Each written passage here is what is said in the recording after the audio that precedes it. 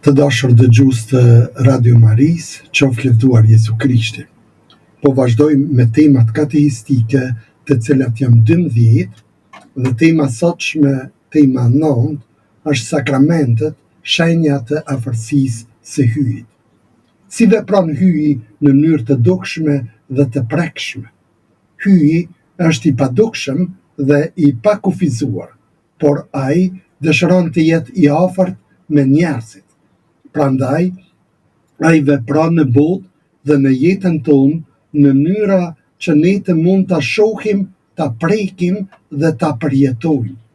Veprimet e hyjit që janë të dukshme dhe të prekshme janë mënyra se si ai e tregon dashurinë, mëshirën dhe praninë e tij në mënyrë konkrete.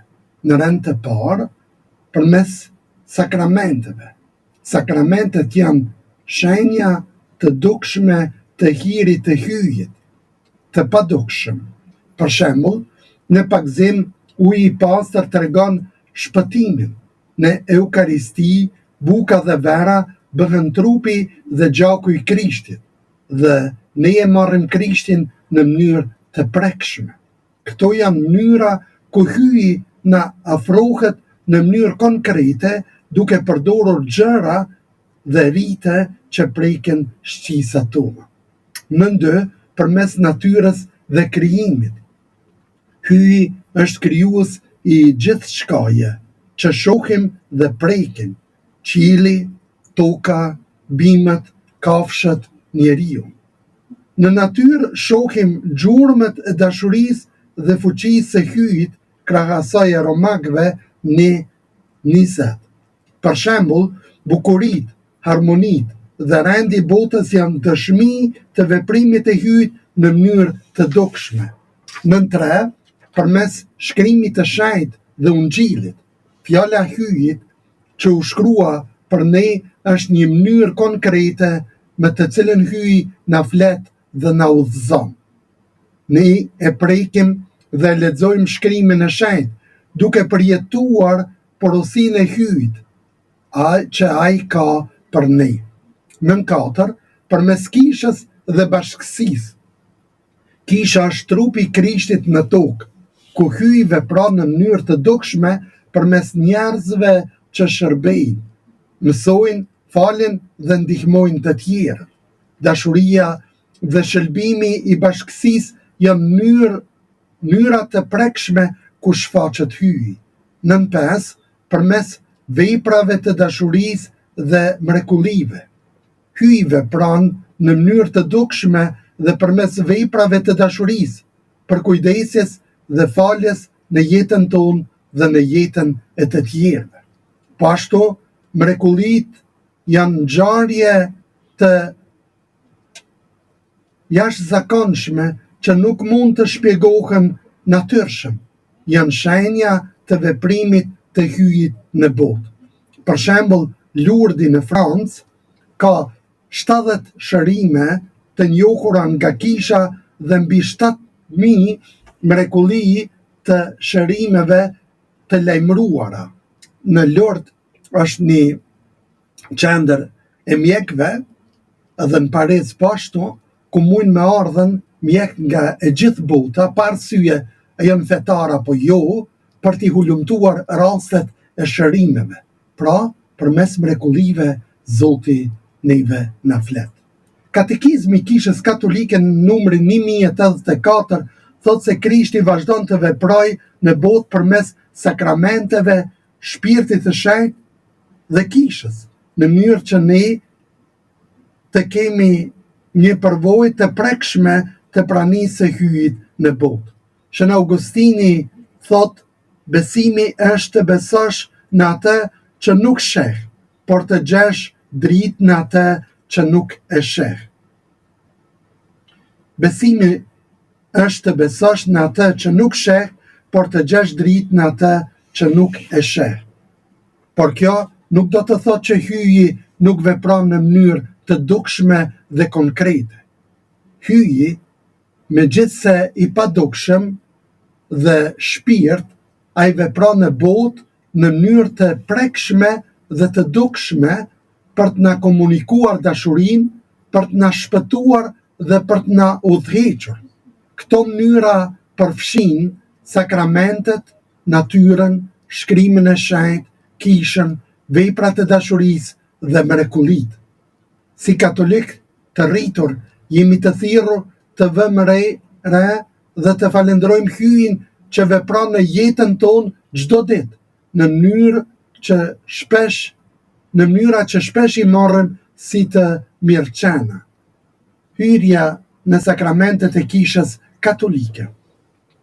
Në kishën katolike, sakramentet janë shenjat e dukshme dhe efektive të hirit të hyjit, të vendosur nga Jezu Krishti për të na dhënë hirin e tij.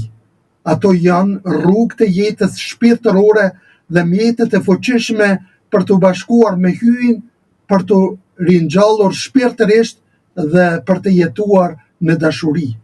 Sakramentet janë 7 dhe secila prej tyre ka një rol dhe një kuptim të veçantë në udhëtimin ton shpirtëror.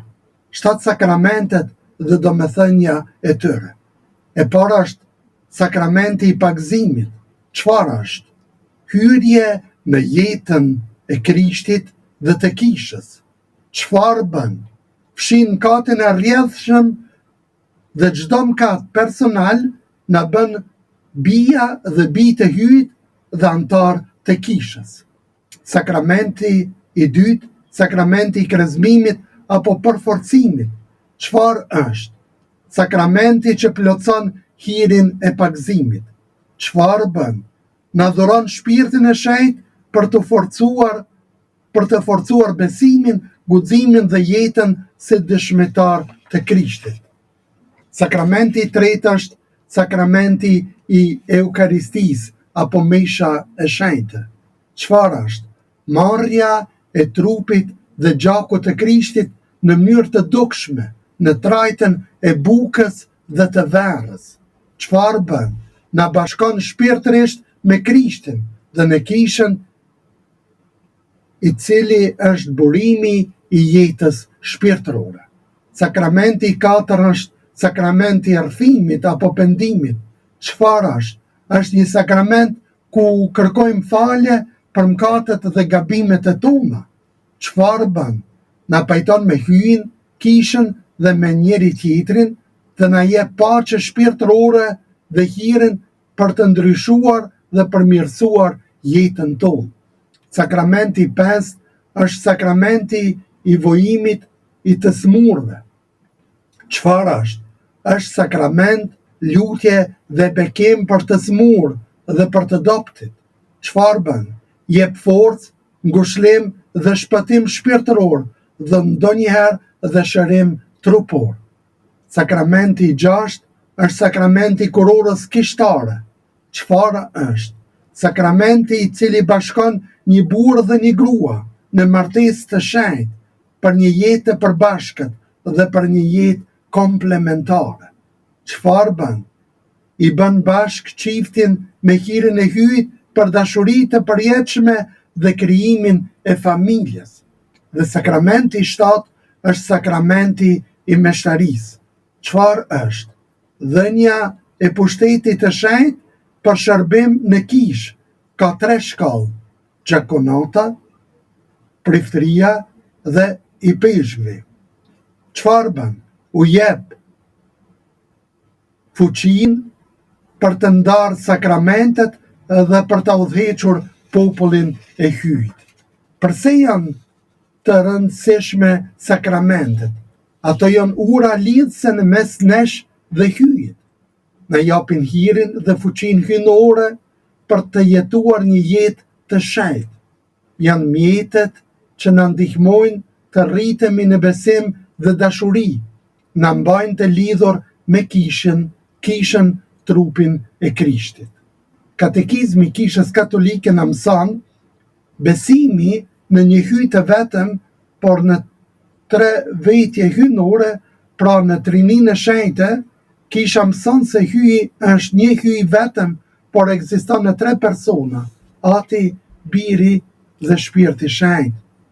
Jezu Krishti, shpëtimtari i botës, ai është Biri i hyjit, i bërë njeri, i cili vdiq për mëkatet tona dhe u ringjall për jetën e përjetshme, Katekizmi i Kishës Katolike 422-455. Shpëtimi përmes hirit. Shpëtimi është dhuratë e hyjit, i cili na dhurohet përmes hirit, të cilën e pranojmë me besim dhe veprim të lirë. Katekizmi i Kishës Katolike numrat 1996-2005. Sakramentet, 7 mënyra konkrete ku hyj na jep hir dhe bekim dhe na shëtron. Katekizmi i Kishës Katolike numrat 1113-1133. Kisha si trupi i Krishtit. Kisha është bashkësia e besimtarëve, trup i shpirtëror që jeton në botë për ta përhapur Ungjillin. Katekizmi i Kishës Katolike 751-756. Jeta e shenjtë dhe dashuria ndaj të tjerëve. Të gjithë të krishterët janë të thirrur për shejtëri dhe dashuri aktive ndaj njerëzve pa dallim feje, race apo gjenie. Katekizmi i Kishës Katolike 2013 dhe 2014. Etrit e Kishës janë mësues të hershëm të besimit që formuluan dhe thelluan doktrinën e krishterë. Ja disa thënie prej tyre. Shën Atanasi i Madh theksoi se Krishti është një natyre me Atin dhe na çliron nga mëkati përmes mishërimit të kryqit. Shën Gregori i Nazianzës fliste për shpëtimin si një bashkim midis natyrës sonë të dëmtuar dhe fuqisë së shpirtit të shenjtë. Shën Gjon Gojarti përqëndrohej në dashurinë hyjnore dhe mëshirën që shëron zemrën njerëzore. Shën Augustini theksoi rëndësinë e hirit hyjnor dhe pendesës për jetën shpirtërore dhe për shpëtimin. Pse janë të rëndësishme këto mësime? Rikujtojnë themelimin e besimit dhe na udhëheqin në jetën shpirtërore. Na ndihmojnë të kuptojmë se hyji vepron në botë dhe në shpirtin tonë. Na mësojnë si të jemi pjesë e kishës dhe të jetojmë si dëshmitar të Krishtit në botë. Na japin udhëzime për të përmirësuar shpirtërisht dhe për të qenë të bashkuar me hyjin. Në përgjithësi, Kisha Katolike dhe etrit e kishës na fitojnë të jetojmë në një marrëdhënie personale dhe të përditshme me hyjin, të bashkuar me bashkësinë dhe të dëshmojmë dashurinë e hyjit në botë dhe në jetën tonë. Çfarë janë sakramentet? Sakramentet janë çelësat hyjnor që na hapin derën për të takuar me Jezu Krishtin, i cili është shpëtimtari ynë. Në këto momente të shenjta, hyji nuk vepron në mënyrë abstrakte, por konkretisht dhe në mënyrë të prekshme. Kisha i quan sakramente, shenja dhe mjetet e hirit, që do të thotë se përmes tyre hyji na jep dhuratën e tij, hirin, në një mënyrë që ne të mund ta shohim, ta ndjejmë dhe ta përjetojmë. Pse quhen takime? Në takimet normale, dy njerëz vinë së bashku për të takuar dhe komunikuar, për të njohur dhe për të ndarë jetën e tyre në mes vete. Në sakramente ndodh diçka më e thellë. Ne takohemi me Jezu Krishtin, i cili është i gjallë dhe i përshpranishëm në mesin tonë. Kjo nuk është vetëm një përvojë shpirtërore, por reale dhe konkrete, sepse ai vjen, është prezent në shenjën e ujit, të bukës, të verës dhe fjalës së amshuar. Pra ai është vetë i pranishëm. Çfarë ndodh në këto takime me Krishtin? Në çdo sakrament, Krishti na ofron diçka shumë të çmuar. Në pagzim takojmë Krishtin që na pastron nga mëkati, na rilind përsëri dhe na bën pjesë të familjes së hyjit. Në krezmim, Takojmë Krishtin që na jep shpirtin e shenjtë për të përforcuar në besim dhe në jetën e krishterë. Në Eukaristi takojmë Krishtin në mënyrë unike dhe të fuqishme, duke marrë trupin dhe gjakun e tij, i cili na ushqen shpirtërisht, pra në trajtën e bukës dhe verës. Në rrëfim takojmë Krishtin e mëshirshëm që na fal mëkatet dhe gabimet e tona dhe na jep paqe të brendshme. Në vajim e të smurve takojmë Krishtin që na ngushëllon dhe na jep forcë në smundje dhe vuajtje. Në martesë takojmë Krishtin që bekon, bashkon dhe forcon dashurinë mes burrit dhe gruas. Në meshtari takojmë Krishtin që jep shërptorit të kishës pushtetin për të ndarë sakramente dhe për të udhëhequr popullin e hyjt. Si ndodh ky takim në mënyrë të prekshme? Përmes elementeve fizike siç janë uji, buka, vera, vaji i shenjtë, prekja fizike. Përmes fjalëve dhe lutjeve që i thot meshtari, i cili flet në emër të Krishtit dhe të kishës. Përmes veprimeve liturgjike që shfaqin haptas dashurinë e hyjt. Përmes pranisë së shpirtit të shenjtë që vepron brenda nesh në atë moment. Çfarë do të thotë kjo për ne në jetën tonë të përditshme? Sakramentet janë takime që na ndryshojnë, ato na ringjallin shpirtërisht, na pajtojnë me hyjin, na forcojnë për sfidat e jetës. Janë udhëzues dhe burim hiri që na mbajnë të lidhur me Krishtin në çdo ditë. Na mësojnë se besimi nuk është thjesht një ide, por një marrëdhënie personale dhe e gjallë me hyjin. Përmes sakramenteve ne bëhemi më të aftë të jetojmë dashurinë, faljen dhe shërbesën ndaj të tjerëve. Çfarë thot Kisha Katolike? Katekizmi thot qartë, sakramentet janë veprime të Krishtit, që në to Krishti vazhdon veprimin e shpëtimit në botë. Katekizmi Kishës Katolike numër 1084. Ato janë jo vetëm kujtime të një ngjarje të kaluar, por realitet i përjetshëm i pranisë së Krishtit mes nesh.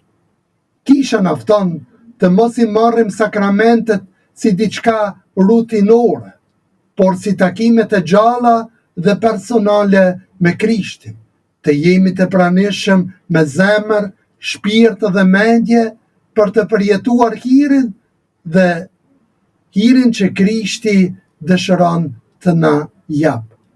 Mësimi i Kishës Katolike, në katekizmin e Kishës Katolike thot se sakramentet janë veprime të vetë Krishtit dhe mbajtëse të hirit hynor, katekizmi i Kishës Katolike 1084. Kjo do të thot se Krishti vetë është prezent dhe vepron në çdo sakrament. Sakramentet janë shenjat dhe mjetet përmes të cilave hyji na jep hirin dhe na bashkon me të në mënyrë të drejt për drejt, katekizmi i Kishës Katolike në numrin 1131. Në sakramente përjetojmë marrëdhënie personale me Krishtin, që na ringjall, na pajton dhe na fuqizon për jetën e re. Sakramentet nuk janë thjesht rituale apo simbole, por takime reale, ku hyji na jep vetveten në mënyrë të prekshme dhe konkrete. Çfarë thon etrit e Kishës? Shën Atanazi i Madh e përshkroi Krishtin si mjetin dhe veprusin e hirit në botë, duke treguar se përmes sakramenteve Krishti i jep jetë shpirtërore njerëzve. Shën Gregori Nazianzës tha se sakramentet janë dorëzimi i hirit hynor që vjen prej shpirtit të shenjtë dhe Krishtit për të bashkuar me hyjen. Shën Augustini theksoi se sakramenti është mjet i takimit me Krishtin që ndryshon zemrën dhe shpirtin e besimtarit duke e shndruar nga brenda. Shën Tom Akvini analizoi sakramentet si shenja dhe shprehje të hirit hyjnor që ndërtojnë marrëdhënien tonë personale me Krishtin dhe me Kishën. Me përgjithësi, etrit e Kishës e kuptonin sakramentin si një takim hyjnor, ku Krishti vetë takohet me shpirtin njerëzor dhe vepron haptazi. Kisha mëson se sakramentet janë takimet e gjalla me Krishtin, ku ai na jep hirin dhe na shëron shpirtërisht. Etrit e Kishës e thelluan këtë mësim duke shpjeguar se në sakramente Krishti është i prezent dhe aktiv, duke na afruar në dashurinë dhe shpëtimin e tij. Pagëzimi, krezmimi dhe Eukaristia si sakramente të iniciacionit. Çfarë janë sakramentet e iniciacionit? Në botën e Kishës, iniciacioni do të thotë hyrja në jetën e krishterë dhe bashkimi plotësisht me Kishën. Këtë hyrje e bëjmë përmes 3 sakramenteve të veçanta që formojnë një rrugë shpirtërore. E këto janë pagëzimi, krezmimi apo përforcimi dhe Eukaristia. Pagëzimi është hyrje në familjen e hyjit, në Kishë. Pagëzimi është sakramenti i parë dhe themelor i iniciacionit. Përmes ujit të pagëzuar, ne pastrohemi nga mëkati dhe mëkati i rrjedhshëm. Rilindim përsëri në jetë të re, shpirtërore dhe bëhemi fëmijë të hyjit. Ai është porta apo dera e hyrjes në jetën e krishterë dhe antarësimin në Kishë. Pas pagëzimit, besimtari bëhet pjesë e trupit të Krishtit, pjesëtar i Kishës. Krezmimi, përforcimi apo shpirti i shenjtë. Krezmimi apo përforcimi është sakramenti që na dhuron shpirti i shenjtë në mënyrë të veçantë për të na përforcuar në besim. Ky sakrament është vazhdim i pagëzimit dhe na bën të fortë për të jetuar si dëshmitar të Krishtit në botë. Në krezmim, i peshvi apo meshtari na lyn me vaj të shenjtë duke thënë fjalët: je i vullosur me dhuratën e hyjit, me shpirtin e shenjtë. Eukaristia është ushqimi shpirtëror. Eukaristia është sakramenti i tretë i iniciacionit që na jep trupin dhe gjakun e Krishtit për të ushqyer shpirtërisht. Në Eukaristi ne bëhemi pjesë e bashkësisë së Kishës dhe jetojmë në bashk udhtim të përditshëm me Krishtin.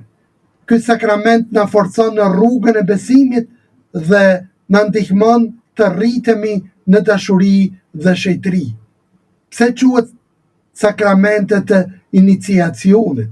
Sepse ato janë hapat thelbësor për të hyrë dhe për të rritur në jetën e krishterë. Përmes tyre besimtari bëhet pjesëtar i Kishës me pagëzim. Forcohet për të jetuar besimin me krezmim.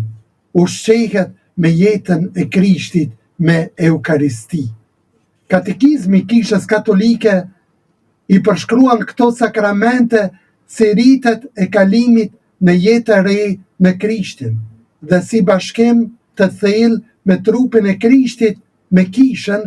Katekizmi i Kishës Katolike në numrat 1212 deri në numrat 1284. Etrit e Kishës si Shën Atanazi dhe Shën Gregori flasin për këto sakramente si një lindje shpirtërore dhe ringjallje në hirin hyjnor. Ata theksojnë rëndësinë e shpirtit të shenjtë dhe ushqimit me Krishtin për të jetuar besimin në mënyrë të gjallë. Pagëzimi, krezmimi dhe eukaristia nuk janë thjesht rite ose tradita, por takimet e gjalla me Krishtin, që na transformojnë dhe na bëjnë të jetojnë si bija dhe bij të hyjit dhe si dëshmitar të dashurisë së tij në botë. Shembull praktik për të përjetuar më mirë sakramentet e iniciacionit. E para është pagëzimi, të kujton dhe të ripërtrish thirrjen e lindjes së re. Reflekto mbi momentin e pagëzimit tënd, ose nëse nuk e ke bërë më parë, mendohu për atë moment, si për një fillim të ri me Krishtin. Kush e din ditën e pagëzimit? Është shumë e rëndësishme me ditë dhe ditën e pagëzimit, sepse është ditë e veçantë. Përpiqu të jetosh çdo ditë si një fëmijë i hyjit, duke u ushqyer marrëdhënien personale me hyjin dhe të afërmin në lutje dhe në besim. Kur të kalosh pranë ujit të bekuar, përpiqu ta bësh shenjën e kryqit me ujë duke falendruar Krishtin për pastrinë shpirtërore që ta ka dhënë. Unë edhe pse jam meshtar, kur ka qenë nana gjallë, për herë kur kam dalë prej shtëpisë, ka beku me ujë të bekum. Këta e bën tash edhe nusja vllaut ose nusja nipit, që ta përkujtojmë se ne jemi të pagëzuar në Krishtin, të pastruar në Krishtin. Është një shenjë shumë e bukur që burri ta bekoj gruan, apo gruaja burrin me ujë të bekuar, apo prindrit t'i bekojnë fëmijët e tyre, apo fëmijët t'i bekojnë prindrit e tyre. Pra, simbol i pagëzimit tonë. Krezmimi, të kërkosh fuqinë e shpirtit të shenjtë, para se të nisësh një projekt të rëndësishëm në jetë, për shembull një vendim familjar, një sfidë në punë, një moment të vështirë, lutju shpirtit të shenjtë të të udhëheqë dhe të përforcoj dhe që të ndriçoj për veprën dhe punën që do ta fillosh. Çdo mëngjes bëj një lutje të vogël për të pranuar shpirtin e shenjtë në zemrën tënde dhe për të marrë forcë e guxim për ditën që të pret. Praktiko dëgjimin e shpirtit të shenjtë në momentet e heshtjes ose gjatë lutjes, duke u përpjekur të kuptosh çfarë të thotë Zoti për jetën tënde. Eukaristia, të përjetosh Krishtin në bukën e përditshme. Përgatitu për pjesëmarrje në meshën shenjte me lutje dhe reflektim mbi sakramentin që do ta marrësh. Merr pjesë me vëmendje dhe me zemër në liturgji, duke menduar se po takon vetë Krishtin në Eukaristi. Pas pranimit të Eukaristisë, kaloj kohë në heshtje për të falendruar Krishtin dhe për të kërkuar forcë shpirtërore në sfidat e jetës. Përpiqu që sakramenti i Eukaristisë të ndikojë në jetën tënde të përditshme, të jesh më i mirë me familjen, kolegët dhe të ndihmosh ata që kanë nevojë. Për mbledhje e këtyre shembujve, pagëzimi, përjetojmë lindjen e re në besim dhe pastërtinë e shpirtit. Krezmimi, kërkojmë dhe marrim forcën e shpirtit të shenjtë për të jetuar si dëshmitar të Krishtit. Eukaristia, ushqehemi çdo ditë me dashurinë e Krishtit për të forcuar në jetën shpirtërore dhe shërbimin ndaj të tjerëve. Titulli i radhës numër 10 është pagëzimi, jeta e re prej ujit dhe shpirtit të shenjtë. Qoftë lëvduar Jezu Krishti.